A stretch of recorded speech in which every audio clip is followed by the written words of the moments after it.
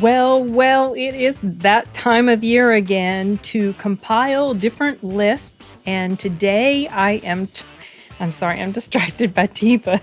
She's looking at me like, what are you doing? It's okay, Tifa. She heard me start talking and she goes, Okay, today's list, as you can tell, is going to be my top 10 worst or most disappointing movies. Obviously, this sort of thing is subjective. Some of you guys may disagree, some of you may agree. Whatever, doesn't matter. This is my list. Everybody has their own. Okay, so just gonna dive right into this. I do have some dishonorable mentions. I'm gonna go ahead and go over them from left to right. No particular order for most of these, generally speaking. The Shift.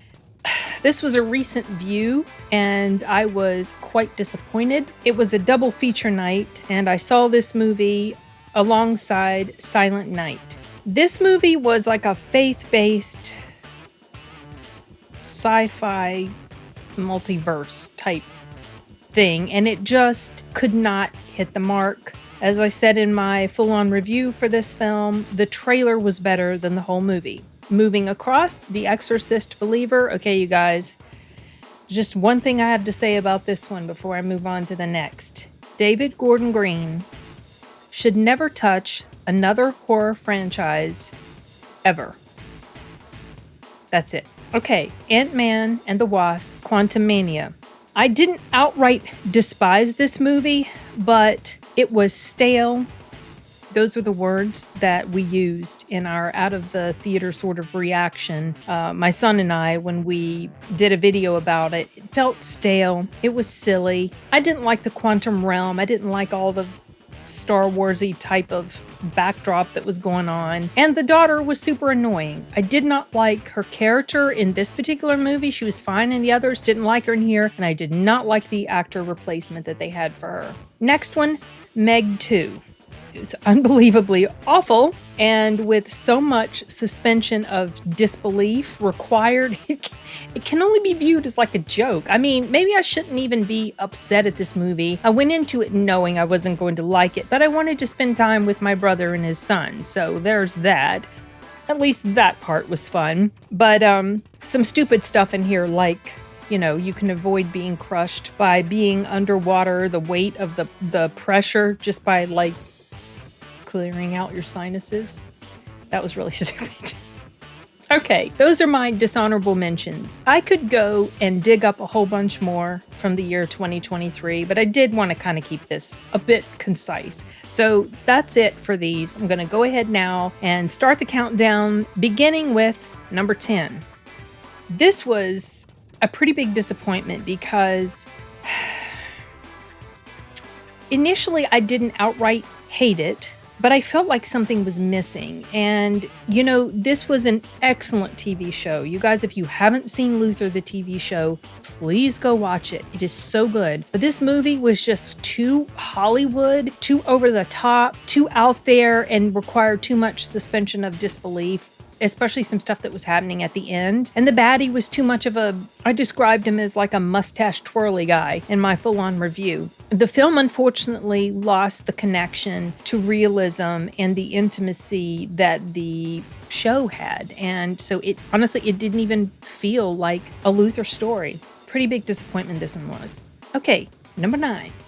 Yeah, to refresh my memory of these movies, I went back and I listened to my reviews of the films that I was going to put on my list, but in order to speed it up, I listened to it at 2 times the normal speed. And this one was the one where I almost spit coffee out of my nose because something I said in here kind of tickled even me. I had forgotten I'd said it, but anyway, whatever. It had something to do with the whole like COVID thing or something. But anyway, the idea for this was interesting about this creepy hotel that exposes the characters in the story to their worst fears, but the execution just was not great. I liked the commentary on what fear can do to people. And there was a quote that I do remember that I specifically mentioned where one of the characters said, "Fear is a choice, don't believe in it." But that sort of positive or pro was just not enough to save this movie. It was just one tiny aspect of it, and a lot of stuff just didn't make sense. Continuity felt off. There were weird editing issues. It felt disjointed. Jumping back and forth among all the different characters, it just was not cohesive. And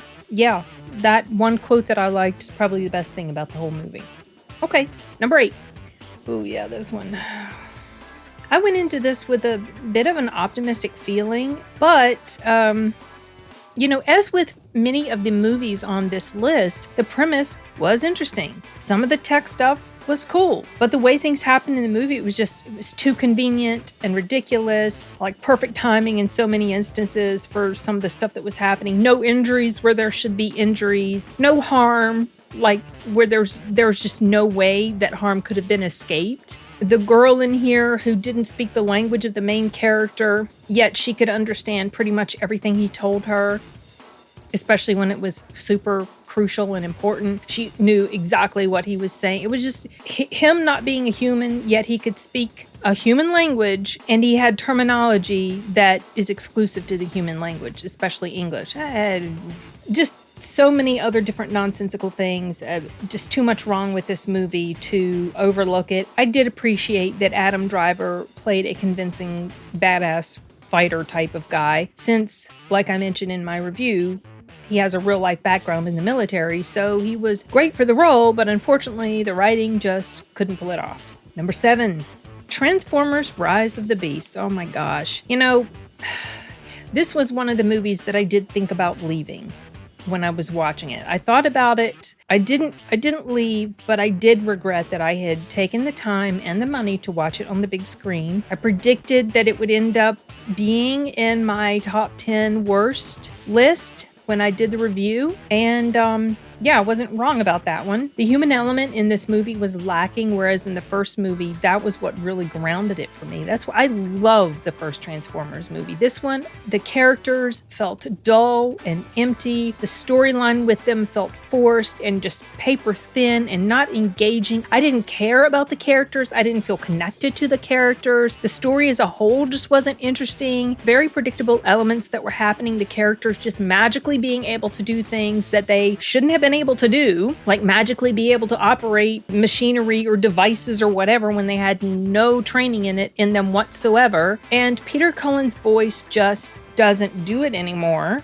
He's got a fantastic voice. His voice is perfect for this part, but by now it just doesn't work. His voice alone cannot save this franchise, no matter how much people might think that it can. The teaser shown at the end of this movie, while a bit interesting, it just was not enough to salvage interest in me to want to watch anything beyond this one. Something I mentioned in my review was that it felt like this was a movie that had clearly been made in today's time, obviously taking place in the 90s, but very clearly had been made in today's time with different thoughts and ideas and ways of talking that just really weren't a thing back in the day. So yeah, I thought that I would at least halfway enjoy it, but no, I just didn't like it. All right, number 6. So this was the movie that I did the double feature thing with The Shift, and this one was... Maybe I could have switched this one out, done this as a dishonorable mention. It doesn't really matter. Honestly, a lot of the dishonorable mentions and numbers 10 through 5 could be interchangeable, or 10 through 6, whatever. But Silent Night, it ended up on this because the fact that there was pretty much no dialogue at all in here, that was not the issue. And despite the fact that some shots were kind of cool, the convoluted, chaotic mess that this story became in the last half, it just sent it off the rails. Things that characters did in here that made no sense. Oh, scared me. Hold on a minute. Things the characters did in here that made no sense. It really became something at the end that was just too aggravating, too annoying to enjoy, and it made me stop caring about what was happening. I even stopped caring about what happened to this guy. I just, by the end, I was just like, okay, well, whatever. But I remember that I was really upset when this night was over because it was a double feature, like I said, and both of the movies were stinkers to me. And I went home and I didn't want to take the time to do full-on reviews of them because I knew how much editing was going to be involved and I didn't care enough about the movies to sacrifice that much of my time, but I did want to rant about it. And so I did like a 30-minute impromptu live stream rant about these two movies because, as I said in the stream, I wanted to save it for posterity. So there it is. Okay, number 5. It's a Wonderful Knife. Yeah, this was one of those Regal Mystery Movie Mondays that was just... Once again, the premise was a bit interesting-ish, but I didn't even care enough about this movie when it was done to do an out-of-the-theater reaction, so I did just a little quick audio sort of blurb talking about the different things that were wrong with it. The execution was terrible, the nonsensical random appearances of the killer, the acting wasn't that great, unexplained things that happened at the end, especially since, like I had mentioned in my review, the killer was not a supernatural entity, so some of the stuff that happened at a particular scene just made no sense. There was a ludicrous moment at the end involving the two main characters that was just, it fell so flat and it seemed to come like right out of the blue and it was ridiculous. It felt very lame and shoehorned in, and many people left the theater after it started playing, and then even more would trickle out as it was going. I bet probably half the theater left. Now, it wasn't a packed theater, but I had never seen that happen before. So I definitely wasn't the only one that didn't care too much about this. The lady sitting next to me, my Mystery Movie Monday buddy, she didn't like it either. We both agreed that this was a pretty big stinker. Okay, number 4, and this is probably going to ruffle some feathers. I didn't intend to put this one in the number 4 slot, but it just so ended up that it landed here and it feels quite fitting. Yes, John Wick number 4. I was so angry at this movie. After I finished watching it, I ranted about it the whole way home. I was driving back home from the theater with Arturo. He was still working at the theater at the time, and I was just ranting and ranting. And I said, this movie should be titled Superman vs. Daredevil. That's what it felt like. I was already growing tired of the franchise after the 3rd movie, and I'd kind of sworn it off. But, you know, I was kind of convinced to go see it by someone that was on a live stream I was on. I will never forget that. And I decided last minute I would go see it. But, you know, I should have listened to that pre-existing sentiment I had about this movie before going to see it. It was just... It was too over the top. There was too much suspension of disbelief. Injuries that didn't do anything major until the plot necessitated that it do something. Like falling off a building didn't hurt John Wick, but being shot in the side killed him. Are you kidding me? Are you kidding me? No, no, no. The World of Assassins by, the 2nd movie was already starting to show indications it was getting way too big for its britches, too insane, too crazy. Characters were doing dumb stuff. It practically non-stop, ridiculous action. Yes, the choreography of some of the fight scenes was pretty interesting and innovative, but that is not something that can save a movie for me. That does not do it for me. I need to have a solid story, and this did not give me a solid story. This franchise has gotten to the point where, for me, the action scenes, despite the innovative choreography of some of them, the action scenes are the worst part about it for me. I liked it when there was no action, which was like, I don't know, maybe 20, 25 minutes. Yeah, it's old, stale, boring, stupid, and I end up watching background characters instead of the action that's right in front of me. This franchise, nope, no mas. I'm done. Well, I know it's supposed to be done, but there's already talk of John Wick 5. Yeah, no thanks, I'm out. Nope. Okay, number 3. Yeah, this dumb movie, Saltburn. I called this debauchery and idiocy posing as art. And this movie has sealed the deal for me about the director. I'm going to avoid her work from now on. It just took 2 movies to convince me that I didn't want to watch her stuff anymore. The characters in here were too unlikable to enjoy the overall story. Despite some comedic moments, despite the decent acting, and Rosamund Pike, I really did like her performance. Fundamentally, this director seems to latch onto projects that give you characters that are just so depraved and so awful and so unlikable and so gross that you just can't root for anybody. I mean, that's how I feel, especially after the end of this one. The feeling of grossness, the feeling that the nasty stuff that was just put in here was done for the purpose of shock value, and the story itself was just ridiculous. Would it have even gotten the recognition that it did if it weren't for some of these shock factor scenes? I don't know. Would I have liked it anymore? I don't know, but those shock factor scenes were definitely the nail in the coffin for this movie and for this director as a whole. Absolutely hated this film. I thought it was just, it made me angry, like how I felt after I watched her other movie, Promising Young Woman. Another dumpster fire of a movie for me. Okay, number 2. Boy, we are moving through this much more quickly than I expected, which is great. I think it helps that I made some notes to remind myself of different things about the movies that I ended up picking for this list. Okay, number 2. This movie, oh my gosh. I knew it would probably be awful, so it feels almost a little bit unfair to be adding this to a list.